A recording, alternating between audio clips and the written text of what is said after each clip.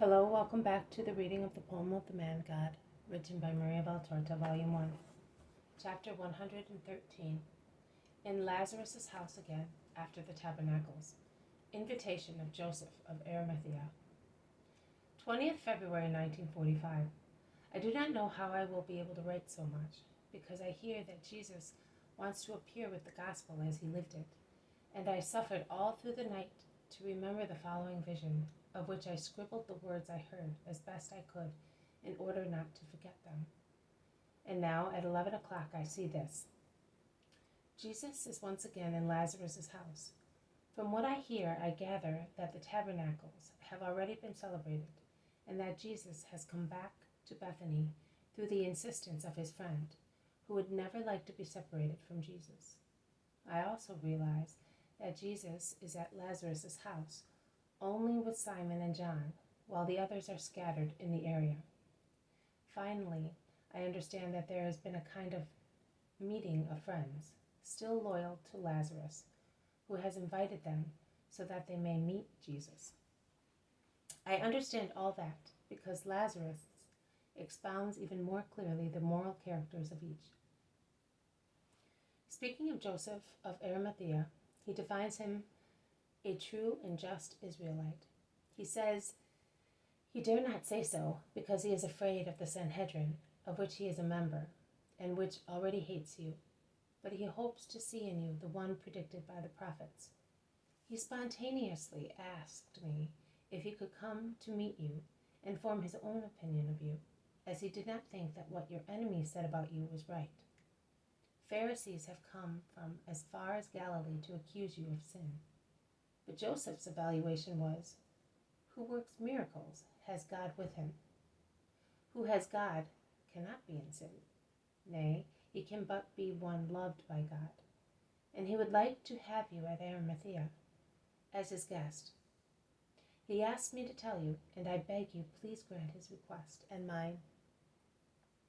I have come for the poor and for those who suffer in their souls and bodies, rather than for the mighty ones who consider me only an interesting object. But I will go to Joseph's. I am not against the mighty ones on purpose.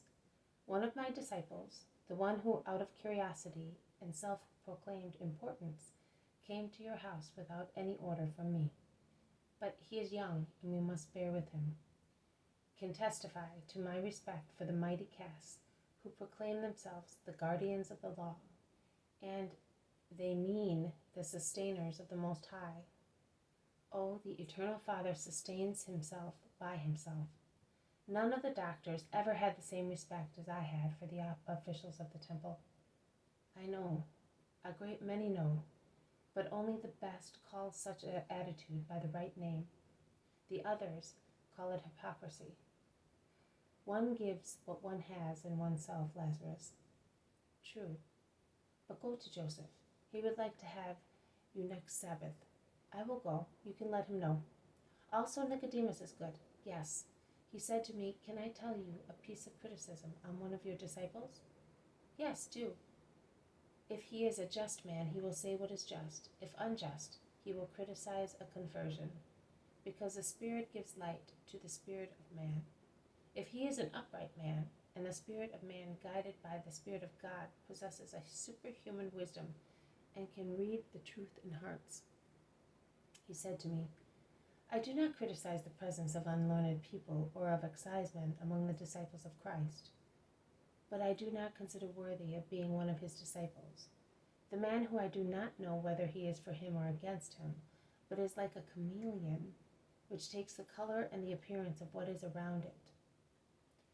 That is the Iscariot, I know, but believe me, youth is a wine that ferments and then becomes purified. When fermenting, it swells and foams and overflows in all directions through excess of vigor. A springtime wind blows in all directions and seems a mad ruffler of foliage, but it is the wind we have to thank for fecundating flowers. Judas is wine and wind, but he is not evil. His behavior upsets and perturbs, it even hurts and causes one to suffer.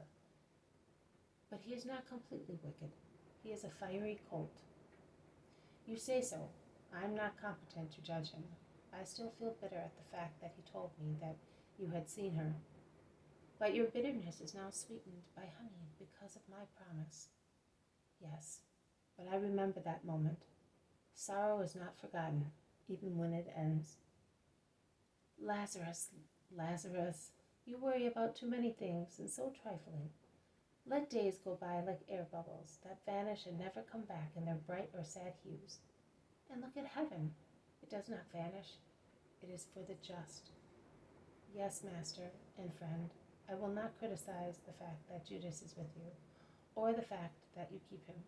I will pray that he may not be harmful to you. Jesus smiles, and it all ends. This has been a reading from the poem of the Man-God, written by Maria Valtorta, Volume 1, Chapter 113. In Lazarus' house again, after the tabernacles. Invitation of Joseph of Arimathea. Thank you for listening. I will see you tomorrow. May God bless you, and may peace be with you.